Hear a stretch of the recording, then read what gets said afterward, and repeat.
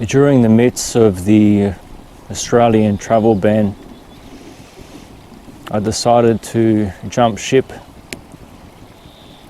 and journey abroad in pursuit of a dream. I've arrived at that dream, and sometimes dreams are uncomfortable.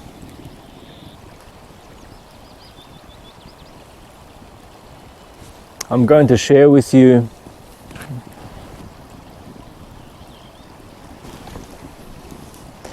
something that's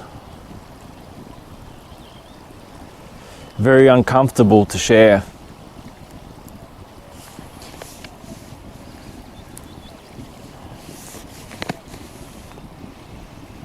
In my hands, I hold a letter written by a dying man to his son.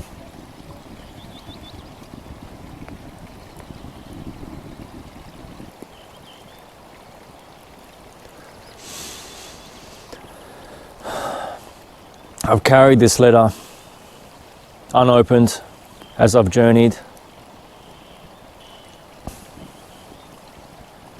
I haven't yet been able to open the letter. In my heart, there is too much fear. A lot of pain lingers.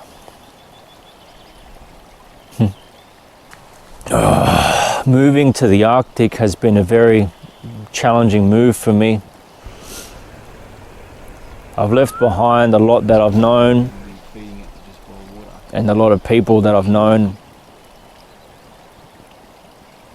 I've been living in an environment which has been in some ways constricting. I have been grateful for the shelter and the warmth. However, I felt my spirit fading. I've been living with nice people.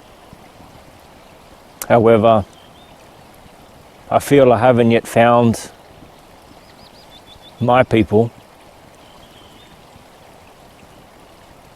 I've been feeling very spiritually separated from what was previously a very inspiring connection to what is greater than me. Whatever name you choose to give that. I've been feeling quite lost within my own perception, my concept of self and how I see the world. And very often my heart is either closed or numb.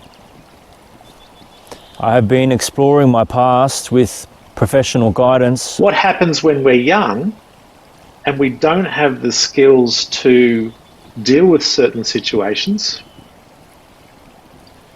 Then there's parts of us that take over. Seeking to remember who I am.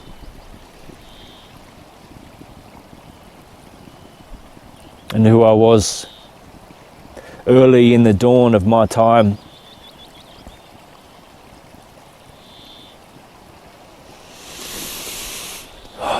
Some of what we dredge up from the deep is uncomfortable.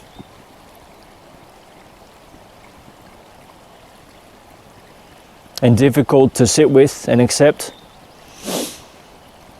And some of what we dredge up from the deep is moving me closer to my authentic self.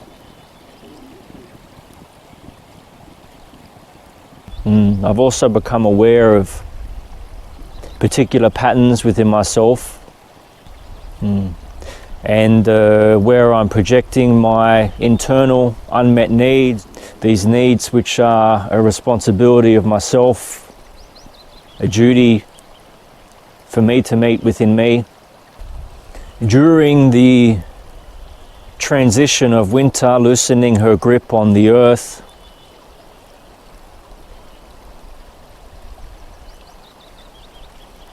in the arrival of the green and the sun. I've managed to accomplish a change in my environment, and I now live in a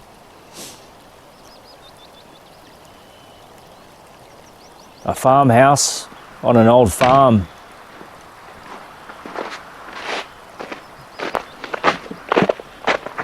Where my neighbours are the river and the forest and the beating hearts of the birds and the fox and the hare.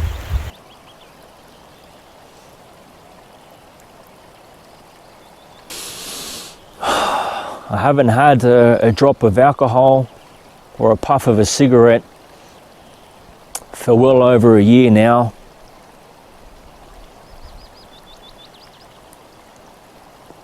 Those two substances had sunk their claws into me for years.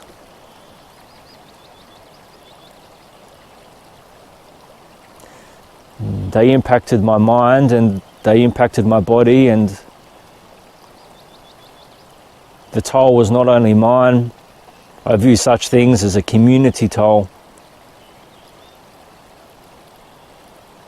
A toll upon my family and loved ones. I want to acknowledge the support of my mother. For a long time I viewed my ability to live a happy life without alcohol or cigarettes as something that was impossible, not achievable, beyond me.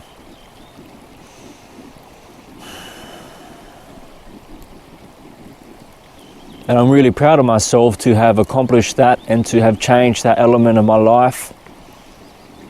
I'm literally achieving the impossible there from within myself.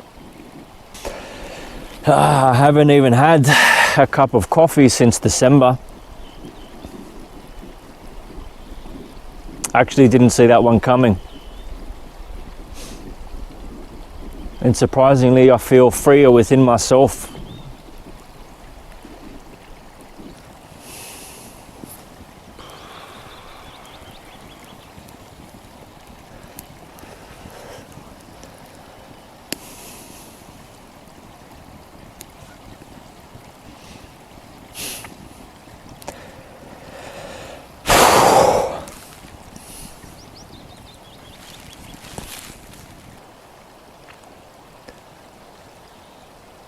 Right now in my stomach,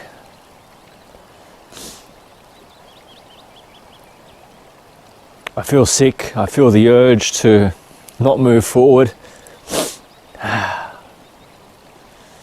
In my heart, I feel great fear and pain. And in my mind, I just want to be somewhere else and avoid this.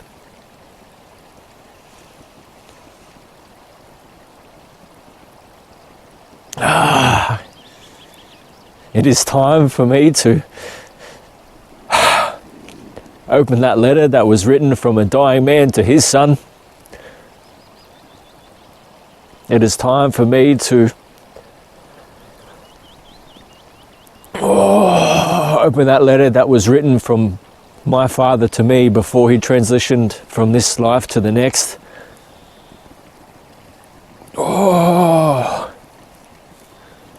It is time. It is time. Remember who you are. You are my It is time, son Max. and the one true king. It is time.